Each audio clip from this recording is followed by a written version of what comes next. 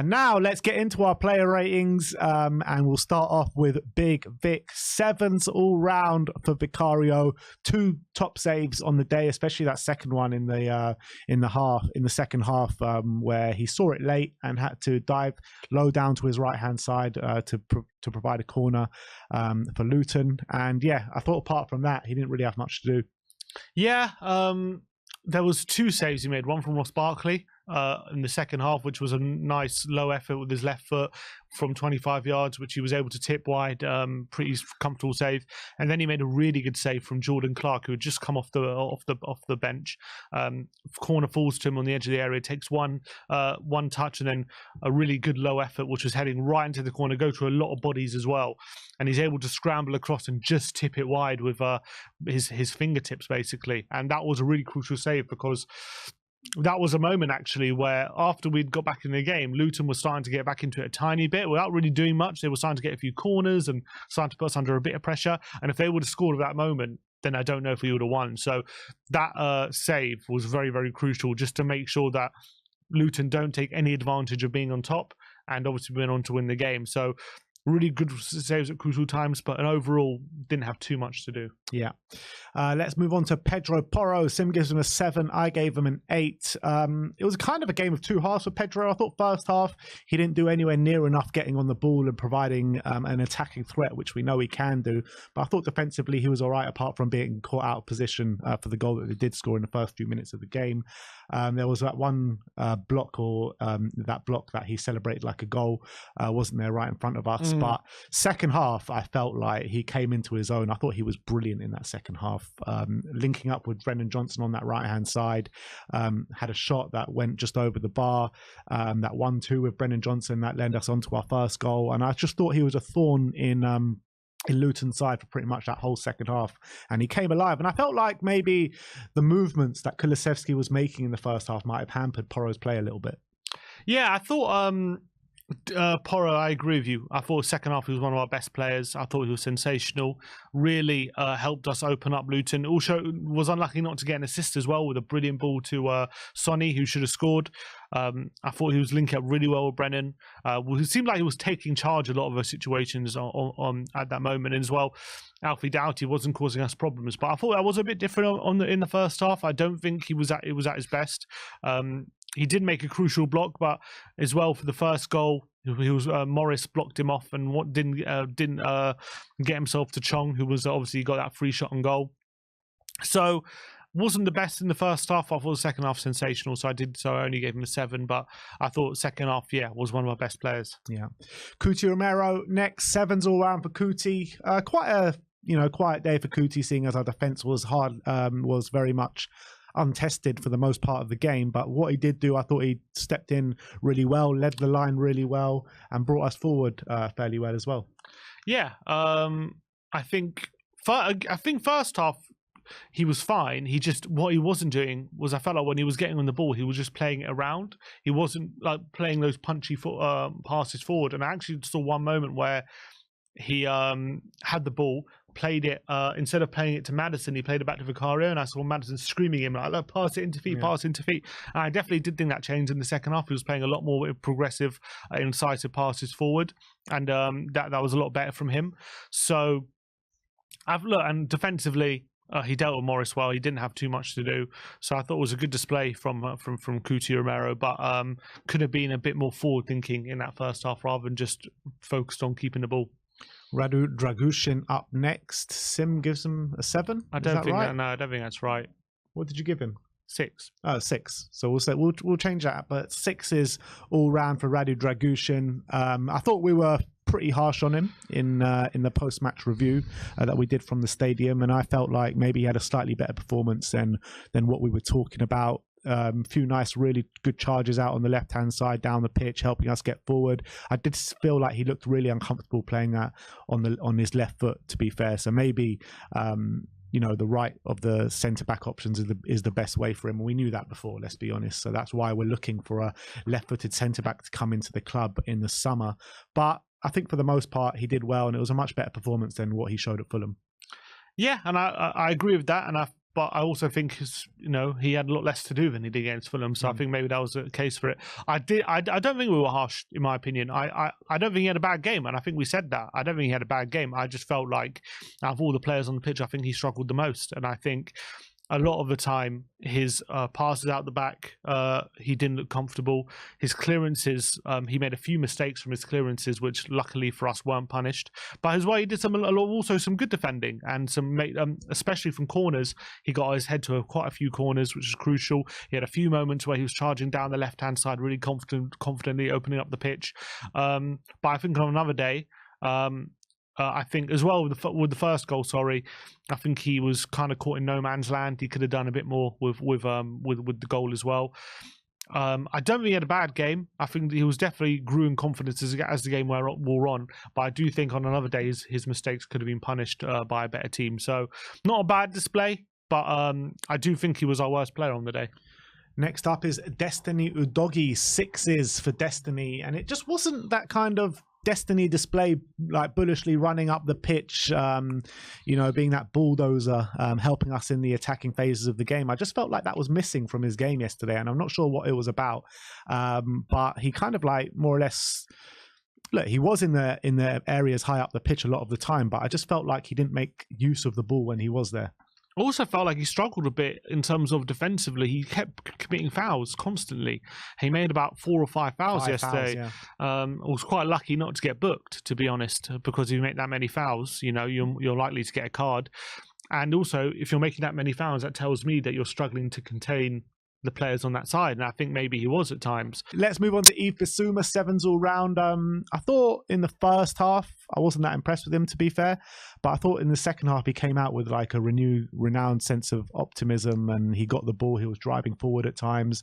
I thought defensively as well in that second half, nothing really got past him, and I was quite impressed with him in the second half. But I'd like to see him do it for the majority of time he's on the pitch. He went off, and he was the best moment of the game actually, as he was walking around the pitch. He's giving fans all claps as he's walking around the pitch, and obviously Son scores as he's behind the south stand, and he just goes and darts with Sonny for the celebration, and I love that moment. But it was a slight improvement for Bissouma, but still I was a bit worried about his first half display. I thought even first half he wasn't bad. I thought he looked a lot more confident actually in this game. He had a few touches in the penalty area as well, which we haven't seen him far forward for a long time. He was looking to pass the ball forward a bit. He's still not quite, what the level we know he can reach with his ability to be on the half turn, burst into space and that kind of thing. But I thought defensively he was decent, albeit I thought he was bad for the first goal, to be honest. Should have done a lot better for the goal we conceded. Allowed Townsend to get past him, and that was very disappointing. Pape Matar, 7s all round for Pape. Look, I thought it was a good display from him. You know what you're going to get. You're going to get 100% intensity levels, 100% energy levels, quality on the ball as well. He was getting his shots off. But I did feel like the kind of creativity from midfield improved when he went off. Yeah, I agree with that, albeit I did think he was probably our best midfielder before he went off, to be honest. I thought he was actually having a really good game. His pressing was really good. He obviously created that chance with his pressing in the first half. He had that really good moment where he was really involved in that little really good piece of play on the right hand side of the penalty area in the second half. Really good one-touch football in and around the penalty area and created an opening which Porro nearly took advantage of. Let's move on to James Maddison. Sim gives him a 6. I gave him a 5. I was quite disappointed with Maddis yesterday with his work on the ball. Didn't give us enough in a creative standpoint. I don't think he even created a chance throughout the game. And when you're playing a team like Luton, you need your creative players to be creative, and he basically wasn't that. Off the ball, I think he did play really well in terms of winning lots of possession, dropping deep, kind of with his small passes in those areas of the pitch. But when he kind of got forward in that number 10 role, he just didn't do enough for me. Yeah, I agree. Wasn't his probably one of his weakest displays since coming back from his injury. Albeit I didn't think he was bad. I actually didn't think he was looking off it, but he was playing some good passes in the middle, knitting the play together quite well. He had one shot inside the penalty area, which unfortunately was blocked. He was looking to do something, but unfortunately he wasn't kind of doing enough of those through balls, crosses, shots that we know he's capable of. He was more interested in coming deep, retaining possession, keeping Spurs in control of the game, but that didn't allow us to kind of create. Well, he didn't create the opportunities that we know he can. So that was a bit disappointing. But I did think off the ball, he was very combative. He was involved in a lot of tackles and duels and stuff like that, which he came out on top of. So that was positive. But I think it was right to bring on Lo Celso for him when we did. Next up, Dejan Kulusevski. I feel me and Sim are going to have a fight today.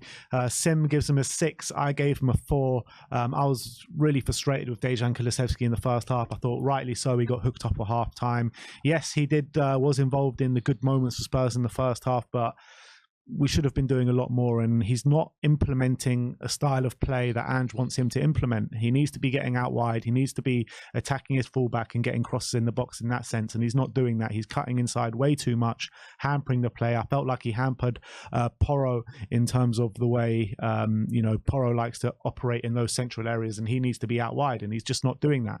And he's not a winger in an Ange system, and he needs to listen to the manager's advice and the manager's system and the manager's direction. And I just feel he's not doing that. I think he hampered the team. I don't deny that. I think him doing what he was doing in terms of cutting inside and clogging up those central spaces instead of hugging the touchline was not allowing the other players to exploit the spaces being left there. Reason I gave him a 6 is because individually, as a player on the pitch, I actually don't think he played badly when he was on the ball. Apart from obviously the moment where the goal came from, which was a bad pass, he could have easily been sitting at the end of the half with 2 assists if two of those moments go in, which I thought were really good moments for him, actually. Really good pass out to Werner, really early pass with good quality, right into his path, which opened that chance. And then obviously good through ball to Sonny, who went around the keeper and should have scored. So could have easily been sitting at the end of that first half with 2 assists, and people probably don't even talk about his first half if that happens, but didn't happen. And then obviously what he was doing was hampering the team, not because he was having a bad game individually, but because of where he was placing himself on the pitch. So I do think it was the right thing to leave him, to take him off, and because we saw what Werner was doing on the left hand side, he was getting joy, staying wide, and we were getting a bit more joy there. So and saw that situation, thought we need to be doing that on the right hand side as well, and Johnson is a better option for that. So unfortunately, his presence hampered the team, but I actually don't think individually he played badly on the ball. Yeah, but I think those positional plays and listening to the manager's instruction has to go into individual performances as well. It's not just that's why he didn't get more than a 6. Yeah, I mean, it's not just if you're in good moments and you provide a good pass, and yeah, obviously he needs to be talked about in that sense as well. But like I keep saying, I've said it time and time again on this stream, I just don't think he's the right fit for what we want to do on that right-hand side, unless he can start implementing Ange's style of play, and he's just not doing that at the moment. So that's why I gave him a really poor rating. Let's move on to Timo Werner. Sim gives him a 7. I gave him a 6. See, this is like the complete opposite of Dejan Kulusevski, because he operated in the areas that Ange wants him to operate in. He gets into really good spaces. He isolates the fullback. He tries to take him on. He tugs the touchline.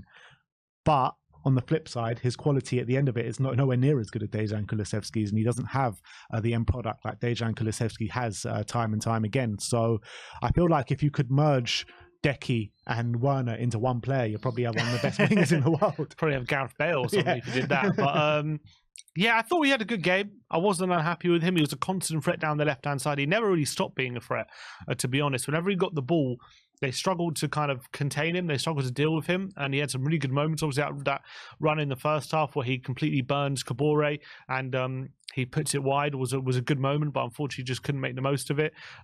He had a few moments as well where he got to the left-hand side and put a good ball across the face of goal and wasn't taken advantage of. He had a really good pass in behind to Lo Celso, who set up a really good opportunity. Obviously, he was really well involved in the winner with a really good run down the left-hand side and a cut back to Brennan, and that obviously set up the winner.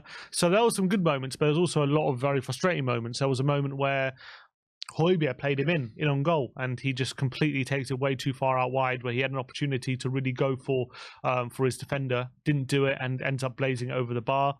had a number of opportunities as well where he could have really taken on his defender, and his cross ends up getting blocked, or not good enough execution. So it was definitely a bit of a hot and cold display for Werner. I would say more hot than cold, just because he was a constant threat. But I think it was a classic display of why he's so frustrating, because he does so many good things, but he just leaves you wanting more, and that's the reality with Timo. Yeah, absolutely. And let's go to finish off with Heung-min Son in terms of the starting lineup. 8 all round for us, and he was a constant presence, a constant thorn in Luton's side. I felt like time and time again he was trying to attack that space, and so many times I felt in the first half like he would be charging forward and the runners off him would just be running in the complete wrong areas of the pitch, and he just had no options to pass it into, which was really frustrating for me. But he could have had a hat-trick on the day. His finishing maybe wasn't to the Heung-min Son finishing that we know and love, but I felt he was always a presence, always a danger, and obviously got that winning goal, which, captain clutch in Heung-min Son. So a top display in my opinion. Yeah, and I thought he actually did a really good job, like when he was actually dropping deep and turning and running into the space, causing problems for the Luton defenders. They didn't know whether to go with him and then get turned, or stay back and leave him all that space in front of him. And it was causing Luton a lot of problems, I thought, at those moments. He actually had 6 shots on the day, so he's really involved in the trying to get on the score sheet. And against a side with playing like a back three, getting involved was always going to be one of the most difficult things for him, but I thought he actually did really well in that aspect. The only thing that was missing was obviously his finishing, and did end up getting his goal, but luckily for him it was a bit of a deflection, obviously took it past the keeper. But the goal, the chance of that first half, he probably doesn't know how that didn't go in, hitting both posts. There was a chance in the second half where Porro plays a really good ball across the face of goal and he gets a good contact on it, but it just wasn't the best finish, unfortunately for him. And he had a number of shots as well, which he probably didn't make the most out of. But we know with Sonny, he keeps going. And to do that lung bursting run in the 85th minute just shows not only that he never stops and he keeps going, but also what a condition he's in, because having those 2 games for Korea, those long flights, lot of travel time and all that kind of stuff, and to be in 1 or 85th minute, picks up the ball on the edge of his own area and still has the energy and the ability to run half the pitch, play a great pass to Werner, follow that run into the penalty area and score the goal. That's why he's our captain, and that's why he's one of the best players in the Premier League, because he has that mentality, and that capped off what was a really, really good display from him, I felt. Yeah, and he really did deserve that goal in the final 10 minutes when we did score and get the winner, and it was great to see, to be honest, and it was great to see him leading the team with the captain Zaba. He's such a top role model, isn't he? I don't know I've ever seen a better role model than Heung-min Son on a football pitch. But let's get into the substitutes. Let's start off with Brennan Johnson. 9s all round for Brennan. I mean, he came on, he completely changed the game. He offered us on the right hand side what Decky wasn't for the majority of that first half. Everything good coming from Spurs going forward he was involved in. Nearly got his goal as well, and the ball was like a millimetre not over the line. I mean, when we were there we thought it was Heung-min Son, didn't we? Yeah. But it was Brennan Johnson. 2 assists on the day as well. Second one was a lovely layoff for Sonny. The first one was a lovely low-driven cross that was aimed at Timo Werner, and then it was an own goal. But yeah, I mean, he was brilliant, and he's really growing in this Spurs shirt now. I've been one, and I've given him a bit of stick saying he's getting these goal contributions, but his performance level isn't up to scratch. But if you look at 3 out of his last 4 games, he's been getting the goal contributions, plus his performance level has been there to match it. So he keeps getting better and better in a Spurs shirt, and he looks like he's going to be a really dangerous player for us moving forward. And it's not just the way he was using the ball and attacking the space, it's his movement as well. I love the movement that he's showing off the ball and on the ball. So he's really growing in the shirt. Yeah, starting to prove a lot of people wrong, as we say, and it's becoming a bit of a trademark. Either it's Brennan Johnson, a ball across the face of goal, dangerous ball, getting a goal, or it's a Brennan Johnson run to the back post. Two Brennan Johnson trademarks, or maybe that's 2 Ange trademarks, you could say. But I thought he was excellent when he came on. Doughty will be having sleepless nights about Brennan Johnson after yesterday, because he just came on and just absolutely took the game to him, and he couldn't live with him. He couldn't live with his pace, and he was getting him behind constantly. He was getting down those channels, and what I loved about it, he wasn't just getting in behind and winning a corner, or he was actually providing quality with his delivery. And every time he'd put the ball across the face of goal, it was always in that corridor of uncertainty where defenders and goalkeepers hate dealing with those situations. And if you watch the goal, it was actually a really weird moment because Brendan Johnson whips it across the face of goal, and Kabore just like finished it like he was a striker. He seemed to have like no attempt to even try and clear. It was like, oh, the ball's too good, I'm just going to put it in. It needs to be put in. It was like that for the goal. And then, as you say, that the to set up the winner in the way he did, to have the presence of mind. A lot of players in that position maybe will try and take a touch and swivel, won't have the presence of mind to, or even try and finish themselves, but they won't have the presence of mind to do what Brennan did, which is to notice Son in behind him in a better position in space, have on the stretch, have a deft layoff into Sonny with a perfect way of pass so Sonny can just come onto it and strike it first time. Really brilliant moment from him. Really great assist and good reward for what was an unbelievable cameo. And as you say, desperately unlucky not to be on the score sheet as well. How that stayed out, I've seen it again so many times. I still don't know how it didn't go in. So it was like Lamella's one a few years back, wasn't it? Yeah, it was literally doesn't get much tighter than it did yesterday for Brendan. So really unlucky. Should have been sitting here with 2 assists and a goal, but brilliant cameo from him. And hopefully people will start to give him some respect. I think that's 12 goal contributions now for him. I think it's 6 in his last 8. He's in good form and he's playing really well, and he seems to really starting to understand what Ange wants from him. And people are look, forgetting how young he is. Still 22. He's such a young player, and clearly this guy has ability. Yeah, that's what worries me though, like in terms of Decky, because Brennan has already kind of starting to realize what Ange wants from him, when Decky still kind of doesn't understand what Ange really wants from him from a right winger, which worries me a bit in terms of Dejan Kulusevski. And that's why I keep saying he should be moving into the middle. But he also, that's 6 goal contributions from the bench for Brennan Johnson yesterday, and that is more than anyone else in the Premier League. Which is amazing. Yeah, amazing from Brennan. And I think it's actually 11 goal contributions. Because the own goal doesn't count. Yeah. I'm going to call it 12. All right, we'll call it 12 if you're going by FPL. But let's move on to Rodrigo Bentancur. Sim gives him an 8. I gave him a 7. I thought he came on, started to dictate the tempo of the game, showing his silky skills, keeping the ball really well. There was one time in the middle where he did give it away, but then gave away a foul to compensate that. But I thought he came on with really good energy, and I think we're starting to see Bentancur get back to his best now. Yeah, I thought it was a phenomenal cameo from him, full of quality. He just does things sometimes in the centre which just leave you in a bit of awe. There was one moment where he picks the ball up in the centre circle, plays an unbelievable over-the-top pass to Brendan Johnson right on a sixpence and creates an opening. As soon as he came on, he took the ball down the right-hand side in the channel, takes a pass to play and whips in an unbelievable cross to the back post, which Son nearly gets on the end of, and Werner skews wide a header.